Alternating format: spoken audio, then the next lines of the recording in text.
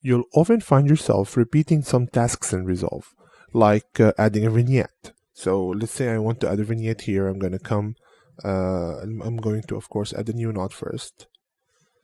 Grab a window, get it to the right place, feather it, go to nodes, add an outside node, and just adjust the gamma, lower the saturation, and raising the contrast. Now, I don't want to repeat all these steps every time I want to create a new vignette. So what I can do is to create one vignette. You see here the node structure that we created here. I'm going to delete the first node. Now I have these two nodes here creating a vignette. Now I'm going to save these two nodes in order to use them with any other shot that I want. And I'm going to do that by right-clicking and going to grab still. Now, I have this still here that have these nodes. If I go to the still, right-click on the still, and display node graph, you'll find that these two nodes were saved in the still. So let's go and apply this to a different shot. I'm going to come to this shot here.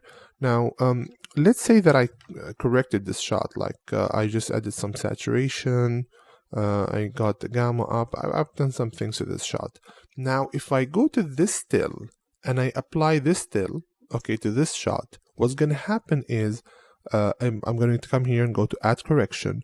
What happened here is that I replaced the node structure from the original shot, or I lost basically all the nodes that I had originally on this shot. So I'm going to undo, and I'm going to come to this still now, right click, and instead of going to add correction, I'm going to append node graph. So what happened here is that we added the vignette nodes into whatever nodes that we had before.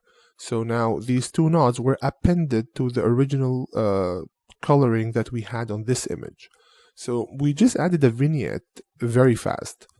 Let's add a vignette to a different shot. Let's come here and go to this shot, for example, and I'm going to also right click and append node graph. You see, we just added the vignette, okay, without affecting any of the original colors or whatever we did before.